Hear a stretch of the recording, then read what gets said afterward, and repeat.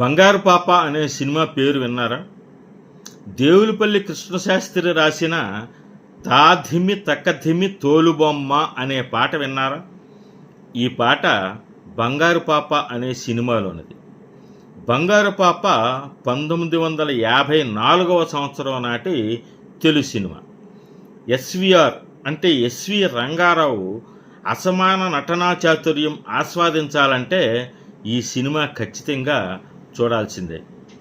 వాహిని pictures పతాకంపై B N Reddy దర్శకత్వంలో SV Rangarao, Kongara Jaggayya, Krishnakumari, Jamuna, D హేమలతాదేవి, Ramanareddy తదితరులు నటించినటువంటి సాంఘిక చిత్రం ఇది. కరడుగట్టిన కసాయి గుండెను సైతం కదలించి సున్నితంగా మార్చగల శక్తి పసితనపు అమాయకత్వానికి ఉంటుందని హృద్యంగా చెప్పిన చిత్రం ఇది. ఈ చిత్రం ప్రసిద్ధ రచయిత పాలగుమ్మి పద్మరాజును చిత్ర పరిశ్రమకు పరిచయం చేసింది. పాలగుమ్మి పద్మరాజు ఈ సినిమాకి మాటలు, కృష్ణశాస్త్రి రాసినటువంటి పాటలు, ఎస్వి రంగారావు అసమాన నటనా చాతుర్యం, మేకప్ మ్యాన్ యొక్క అద్వితీయమైన పనితనం అన్నిటినీ మించి బిఎన్ రెడ్డి దర్శకత్వ ప్రతిభ దీనిని అపురూప కళాఖండంగా తీర్చిదిద్దాయి. ఈ చిత్రానికి అద్దేపల్లి రామారావు సంగీతాన్ని అందించగా బిఎన్ కొండారెడ్డి ఛాయాగ్రహణం అందించారు. ఈ చిత్రాన్ని నిర్మించింది వాహిని పిక్చర్స్.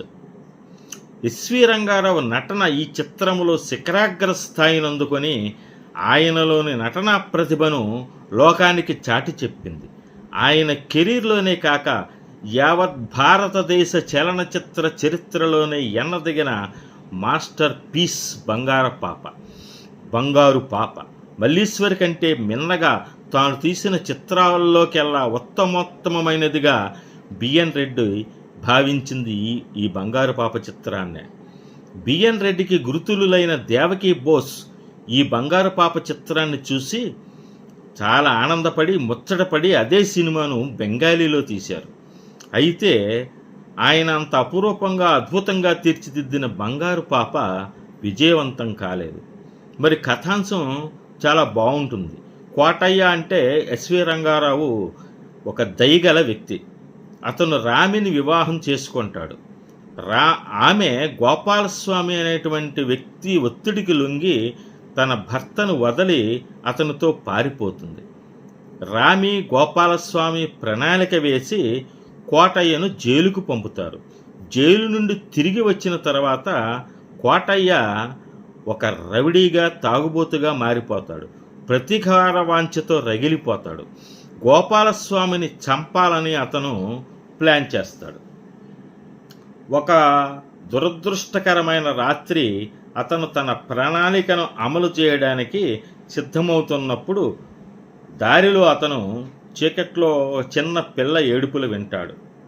అతని మానవత్వం అతని ప్రతీకార దాహాన్ని అధిగమిస్తుంది. ఆ అమ్మాయిని ఇంటికి తీసుకువెళ్ళి పాప అని పిలుచుకుంటూ తన రెక్కల కింద పెట్టుకొని ఒక పక్షిలాగా ఆ పాపను పెంచుకుంటూ ఉంటాడు. అసలు ఈ పాప మనోహర్ అంటే జగ్గయ్య, శాంత అంటే జమునల కుమార్తె. ఆ బిడ్డ తల్లి ఆమెకు జన్మనిచ్చిన తర్వాత చనిపోతుంది. తండ్రి మనోహర్ తిరిగి వివాహం చేసుకుంటాడు. కోటయ్య బిడ్డను చూసుకోవటంలో తన క్రొత్త జీవితాన్ని ప్రారంభిస్తాడు. అతను రౌడీయిజం మరియు మద్యపానాన్ని వదిలేస్తాడు. పెద్దవాడైన మనోహర్ మేనల్లుడు శేఖర్ పెద్దదైన ఈ పాపను ప్రేమిస్తాడు.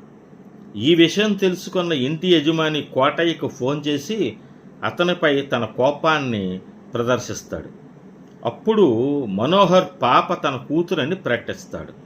ఇంటి యజమాని పాపతో శేఖర్ వివాహానికి అంగీకరించి కోటయ్యను పిలిచి అతన్ని సంతోషపరుస్తాడు. పాప శేఖర్ల పెళ్లి వైభవంగా జరిగి కథ సుఖాంతమవుతుంది. కోటయ్యగా ఎస్వి రంగారావు, పాపగా కృష్ణకుమారి, మనోహర్గా జగ్గయ్య, శాంతగా జమున అద్భుతంగా నటించారు. ఈ సినిమా ఆర్థిక పరంగా విజయవంతం కానప్పటికీ 3వ జాతీయ చలనచిత్ర పురస్కారాలలో ఉత్తమ చలనచిత్రంగా రాష్ట్రపతి రజత పథకాన్ని గెలుచుకుంది. మరిక ఈ సినిమాలో పాటలు చాలా బాగుంటాయి. హరికథతో సహా 4 పాటలను దేవులపల్లి కృష్ణశాస్త్రి రాశారు. యవ్వన మధువనిలో వన్నెల పువ్వుల ఉయ్యాల అనే పాటను కృష్ణశాస్త్రి రాయగా పి. సుశీల, ఏఎం రాజా అద్భుతంగా ఆలపించారు.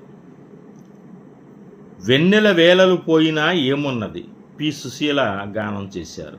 తాదిమి తకదిమి తోలుబొమ్మ అనేటువంటి పాటను కృష్ణశాస్త్రి రాయగా మాధవపెద్ది సత్యం గానం చేశారు. పండు వెన్నెల మనసు నిండా వెన్నెల అనేటువంటి పాటను సుశీల, ఏఎం రాజా గానం చేశారు. బ్రతుకు స్వప్నం కాదు అనేటువంటి పాటను మాధవపెద్ది సత్యం, మల్లిక్కు గానం చేశారు. కనులకు ఒకసారైనా కనపడని అనే దేవులపల్లి కృష్ణశాస్త్రి రచనను పాటను పి. సుశీల గానం చేశారు.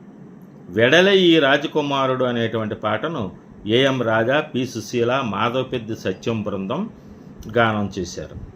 మిసమిసలాడే పసిడి లేడికై అనేటువంటి హరికథ, మిథిలానంద అనేటువంటి హరికథను కూడా ఈ చిత్రంలో చొప్పించారు.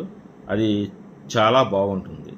మరి ఈ చిత్రం ఆర్థిక పరంగా అంతగా మరి విజయం సాధించకపోయినా దేశంలోనే ఉత్తమ చిత్రంగా చాలా మంచి పేరు తెచ్చుకుంది.